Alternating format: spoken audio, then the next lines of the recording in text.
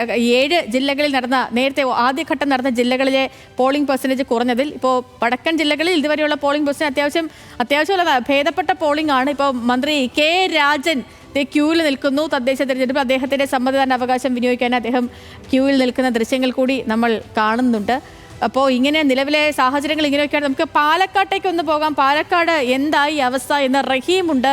റഹീമെ, പാലക്കാടാണ് ഇന്ന് എല്ലായിടത്തും വോട്ടിംഗ് നടക്കുന്നു, പുരോഗമിക്കുന്നു. എങ്കിലും പാലക്കാട് ആളുകൾ കുറച്ചും കൂടി സസൂക്ഷ്മം നിരീക്ഷിക്കും. കാരണം പാലക്കാടിൻ്റെ MLA 16 ദിവസത്തിന് ശേഷം തിരികെ എത്തി വോട്ട് രേഖപ്പെടുത്തുമോ എന്നുള്ളതാണ് അറിയേണ്ടത്. നിലവിലെ ഒരു പോളിംഗ് പെർസെൻറ്റേജ് വെച്ച് നോക്കുമ്പോഴത്തേക്കും മറ്റ് ജില്ലകൾക്കൊപ്പം നല്ല പോളിംഗ് പാലക്കാടുണ്ട്. 7.24. തൃശ്ശൂരും പാലക്കാടും ഒക്കെ ഒരേ പോളിംഗ് പെർസെൻറ്റേജിലാണ് നിൽക്കുന്നത്. ഇപ്പോൾ റഹീം നിൽക്കുന്ന സ്ഥലത്ത് നല്ല തിരക്കുണ്ടോ? ആളുകളൊക്കെ എന്ത് പറയുന്നു? MLA എത്താനുള്ള സാധ്യത എത്രത്തോളമാണ്? ആ രീതിയിൽ ചർച്ചകളൊക്കെ നടക്കുന്നുണ്ടോ റഹീമേ?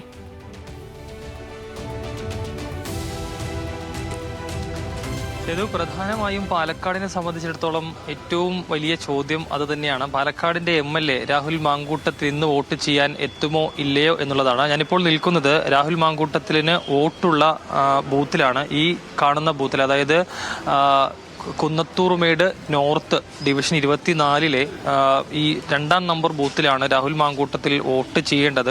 ഇങ്ങോട്ടേക്ക് അദ്ദേഹം എത്തുമോ ഇല്ലയോ എന്ന ഒരു ചോദ്യം അത് വോട്ടർമാരോടാണെങ്കിലും അല്ലെങ്കിൽ വോട്ടർമാരോട് സംസാരിക്കുമ്പോൾ ഒക്കെ അവർ പറയുന്നത് കഴിഞ്ഞ കുറേ നാളുകളായി തങ്ങളുടെ MLA കാണാനില്ല, ഇന്നെങ്കിലും അദ്ദേഹം പുറത്തെത്തുമോ എന്നുള്ളതാണ് അവർ ചോദിക്കുന്നത്. ആ ചോദ്യം വളരെ പ്രസക്തവുമാണ്. ഏതായാലും നിലവിൽ ഈ ബൂത്തിലേക്കാണ് വോട്ട് ചെയ്യാൻ എത്തുന്നുണ്ടെങ്കിൽ രാഹുൽ മാങ്കൂട്ടത്തിൽ എത്തേണ്ടത്.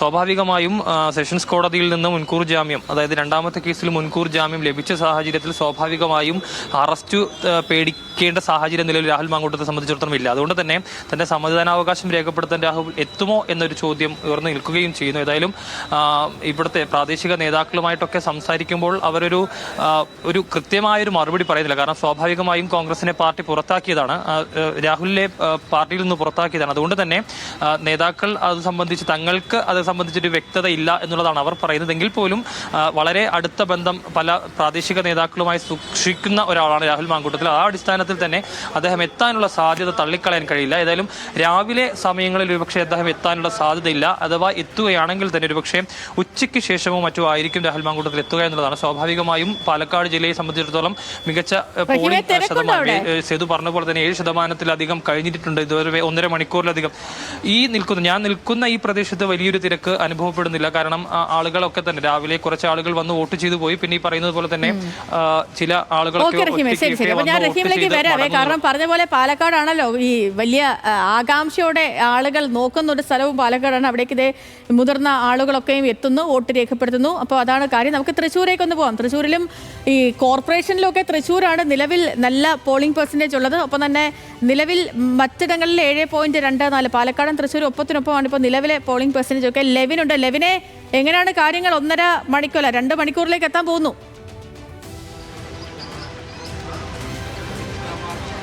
സേതു, പോളിംഗിൻ്റെ ഏറ്റവും അവസാനത്തെ വിവരങ്ങൾ നമുക്ക് ലഭ്യമാകുമ്പോൾ 7.53% വോട്ടുകൾ പോൾ ചെയ്തിട്ടുണ്ട്.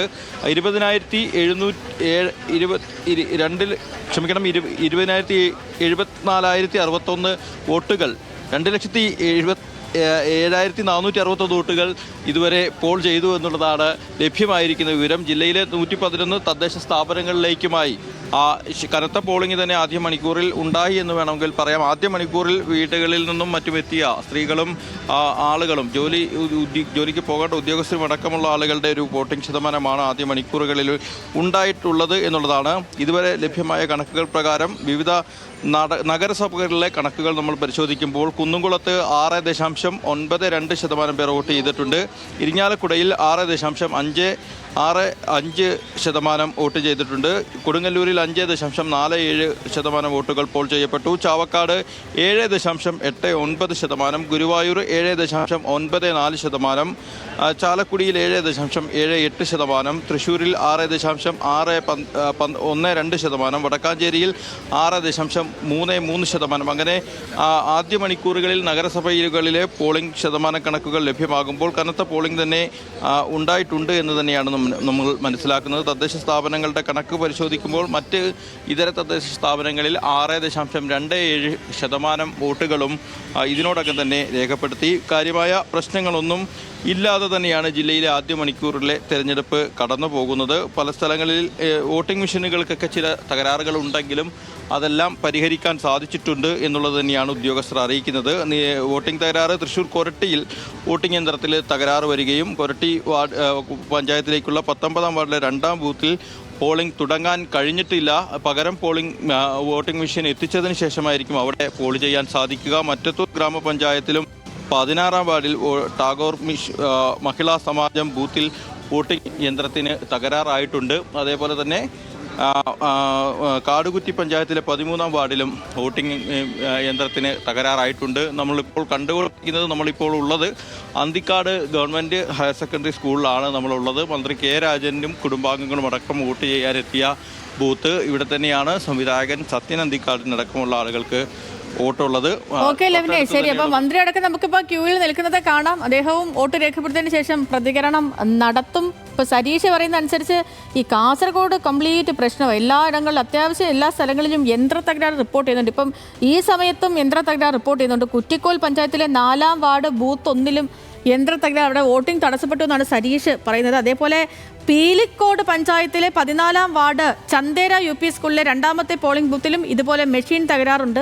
അവിടെയും പോളിംഗ് തടസ്സപ്പെട്ടു എന്ന് സരീഷ് തന്നെ അറിയിക്കുന്നുണ്ട്. കാസർഗോഡ് കുറേ സ്ഥലങ്ങളിലും പോളിംഗ് അങ്ങ് തടസ്സപ്പെടുന്നുണ്ട്. ആ വാർത്തകൾ വരുന്നുണ്ട്, അതിലേക്കും പോകും. അതിനൊപ്പം തന്നെ മറ്റൊരു കാര്യം, നമ്മുടെ രതീഷ് പറയുന്ന അനുസരിച്ച് 104-ാമത്തെ വയസ്സിലും വോട്ട് ചെയ്ത നാണിയമ്മയുടെ ദൃശ്യങ്ങൾ ഏറെ കൗതുകമായി എന്നുള്ളതാണ്. വടകര മയ്യന്നൂർ കൊല്ലൻ്റെ വിട നാണിയമ്മയാണ് 104-ാമത്തെ വയസ്സിൽ മയ്യന്നൂർ അരക്കുളങ്ങര ബഡ് സ്കൂളിൽ വോട്ട് രേഖപ്പെടുത്തിയത്.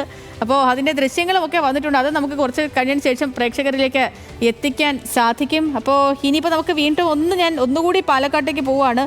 അജിത്തുണ്ട്. അജിത്തെ, ഇപ്പോൾ നേരത്തെ റഹീമിനോട് സംസാരിക്കുന്നുണ്ടായിരുന്നു. റഹീമിനോട് സംസാരിക്കുന്ന സമയത്തും റഹീം നിൽക്കുന്ന ബൂത്തിൽ വലിയ തിരക്കൊന്നുമില്ല, ആളുകൾ വന്നു പോയി വോട്ട് രേഖപ്പെടുത്തുന്നു. പക്ഷേ പാലക്കാട് ഈ കുറി ശ്രദ്ധ കൂടുതൽ എത്തും പാലക്കാടിൻ്റെ MLA ആയിട്ടുള്ള പ്രശ്നമായിട്ട് ബന്ധപ്പെട്ട്. കാരണം തിരഞ്ഞെടുപ്പിൽ അവിടുത്തെ ഈ സ്ഥാനാർത്ഥികളെ തിരഞ്ഞെടുക്കുന്ന ഘട്ടത്തിലൊക്കെ സജീവമായി തന്നെ ഇടപെട്ട ഒരാളായിരുന്നു പാലക്കാടിൻ്റെ MLA. മാത്രമല്ല അദ്ദേഹം തിരഞ്ഞെടുപ്പ് പ്രചാരണത്തിൽ സജീവവുമായിരുന്നു. അതിനിടയ്ക്കാണ് 2-ാമത്തെ ഈ പീഡന പരാതിയിൽ പരാതിക്കാരി പരാതിപ്പെടുന്നതും പരാതിയായിട്ട് നൽകുന്നതും പിന്നീട് കേസും കൂട്ടമൊക്കെ ആയിട്ട് ഈ MLA ഒളിവിൽ പോകുന്നതും ഒക്കെയും ചെയ്യുന്നത്. അപ്പോൾ ഇന്ന് ആ ഒളിവിൽ നിന്നും പൊങ്ങുമോ എന്നറിയുന്ന ഒരു ദിവസം കൂടിയാണ്. അപ്പോൾ നിലവിൽ ഇപ്പോൾ അജിത്ത് നിൽക്കുന്ന ഇടത്തെ ഒരു സാഹചര്യം എന്താണ്? നേരത്തെ VK ശ്രീകണ്ഠൻ MP മാധ്യമങ്ങളെ കണ്ട് സംസാരിച്ചതും കേട്ടു.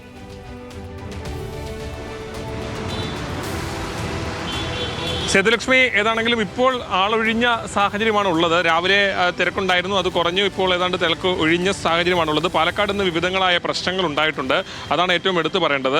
ഈ സ്ഥാനാർത്ഥി കല്ലക്കാട് സംഘർഷം ഉണ്ടായതുമായി ബന്ധപ്പെട്ട് BJPയുടെ സ്ഥാനാർത്ഥി ഉൾപ്പെടെ അതിലുണ്ട് എന്നുള്ളതാണ് പ്രധാനപ്പെട്ട കാര്യം. ഈ പിരായിരിലെ പഞ്ചായത്തിലെ 18-ാം വാർഡിലെ സ്ഥാനാർത്ഥിയായിട്ടുള്ള അരുണിനെയാണ് ഇത്തരത്തിൽ അതിൽ കേസുമായി ബന്ധപ്പെട്ട് പോലീസ് അരുണിനെ കൂടി തിരയുന്ന സാഹചര്യമാണുള്ളത്. നിരവധിയായിട്ടുള്ള തരത്ത് യന്ത്ര തകരാറുകൾ ഉൾപ്പെടെ ഉണ്ടായിട്ടുണ്ട്. ഈ സ്ഥാനാർത്ഥിയുമായി ബന്ധപ്പെട്ട കാര്യത്തിലാണ് അല്പസമയത്തിന് മുമ്പ് VK ശ്രീകണ്ഠൻ ഉൾപ്പെടെയുള്ള ആളുകൾ മാധ്യമങ്ങളെ കണ്ടത്. ഇതിൽ കൃഷ്ണകുമാർ ഉൾപ്പെടെ പറയുന്നത് തങ്ങൾക്ക് ഇതുമായി ബന്ധമില്ല, നിരപരാധിയാണെന്നുള്ളതാണ്. ഇപ്പോൾ VK ശ്രീകണ്ഠൻ പറയുന്നത് CPM-കാരും BJP-കാരും. ഒരു മിനിറ്റ്, ഞാൻ അജിത്തിലേക്ക് കുറച്ച് വീണ്ടും മടങ്ങിയെത്താം.